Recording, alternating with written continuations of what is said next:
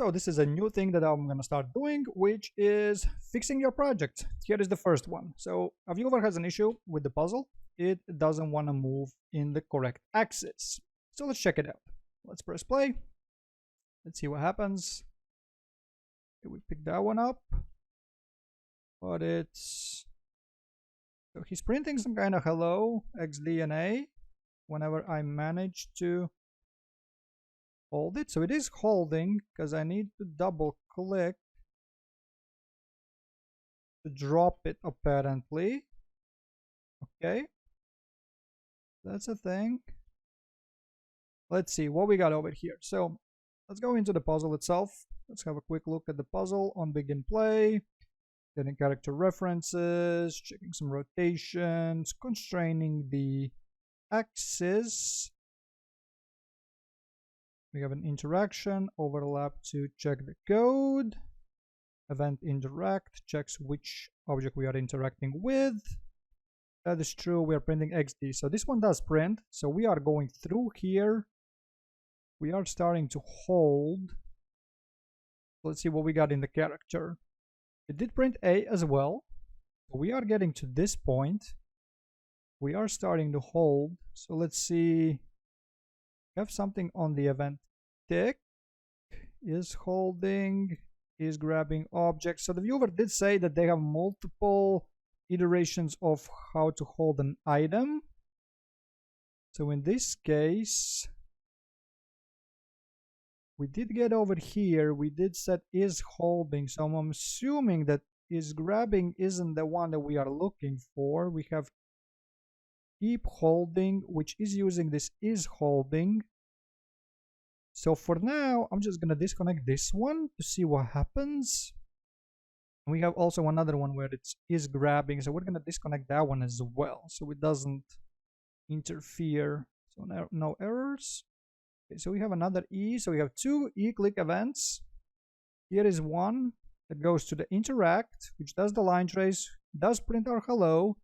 So I'm assuming that BPI interact is this one, yeah. And then we go back to the start holding.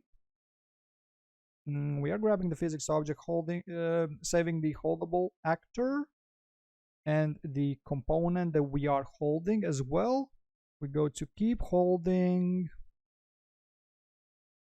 Gonna be true, and so here 200 units might not be enough, because if I'm not mistaken,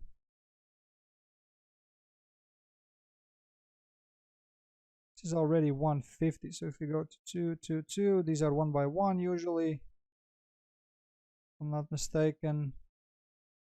By default this is 1 by 1, so this is already 100 units, so we have to be pretty close. And it also does check it from the actor, not the pin that we need to move. So if we move over here, we are already out of range. We might want to bump that one up. So let's go. Let's see what we got over here. 1, 2, 3, 4, 5, 6 roughly. So we're going to go up to 600 in that case. Let's do that. Let's see if it actually does something now. There we go. Okay. And here is the issue that they were saying. It does go up and down. It does go in this direction, but it doesn't want to go like this. It's on the wrong axis, as we can see. So that's something probably with the constraints. And the constraints we noticed at the very beginning on the begin play. So we have the rotations, zeros, 180s, minus 90s, 90s. That is in case if we are rotating the objects inside of our actor. And in this case, if we look at the keys, the rotations are 0, 0, 0, 0, 0. So we are going through this one. So this is going to be true. So the YZ plane isn't going to be correct. So let's select our object and let's see. So we want to move this in Z-axis. We also want to be able to move this in X-axis. We can see that by moving it and seeing which values change, and also we can see from the arrows. So the blue one is the Z and the red one is the X. So let me just move this back a little bit. And let's swap this out to, we have YZ. Instead, we need XZ. XZ and XZ. File and save this. In that case, if this is XZ, then I would assume that this one will have to be the YZ if we are rotating it in the 90-degree angle. But for his specific model setup, this one will never get ran because he uses no rotation by default, which is perfect. So, this E, there we go. And it no longer moves inwards and outwards. Now, when I was checking this project a little more, just experimenting with this, what I noticed is I can do this, which isn't good, right? Otherwise, because we can just, skip a lot of pieces and just get till the end. I mean, it's not perfect, but you see, it does glitch out quite a bit. Let's just finish the puzzle real quick. See if it actually functions as it's intended. The door doesn't open. Runtime error, access none, trying to read property door. So that means that inside of our actor, the door isn't set up. Yep, it's not. So we have a default value. I'm assuming this is the door. We're gonna grab this, boom. And let's do a quick one. Boom.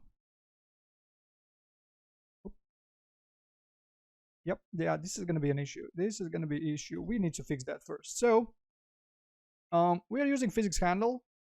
So the physics handle itself does have some values. So I'm assuming this is happening because I can only do it when I do it quick. So if I'm really quick, I can get it done. That means that it is following the physics handle perfectly, how it technically is supposed to, but it's too quick for the collisions to be detected. So it can go, basically can teleport. So what we want to do is we want to slow this down. So we want to interpolate it. And we have a value like that available inside of the physics handle by default, interpolation speed. So instead of 50, let's say we're going to do something like 5. Let's bring it down quite a bit. Let's test it out again. Now you can see it is slower. It is significantly slower, but it reduces. Doesn't really want to reduce it that much. So what else we can do? We can do one more thing. If we go inside of our blueprint for the maze and select all the static meshes that are used, that we need the collisions to be good with, we can search for a thing called continuous collision detection, CCD. It will take a little bit more out of CPU, but it's not too bad. So we want to grab and set this to true. And now let's try this again.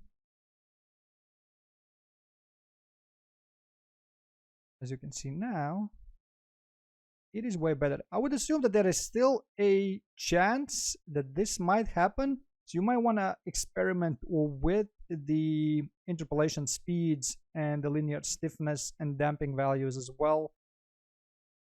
But I guess it's good now. Okay, so let's test it out. Let's see if boom, boom, boom. Let's see if everything else works fine. There we go. The door did just open. So that's going to be it. These are the 2 issues that I fixed. Now, if you have issues with your projects, if you want it, you can join my Discord. There is a ticket system where you can submit your project and I will help you fix it and make a video specifically for your issue. Just make sure that the file size isn't like too big, the project size. Don't give me any extra assets or whatever. I don't need any of it. All the other information is in the Discord. And yeah, thank you for watching. And I see you in the next one.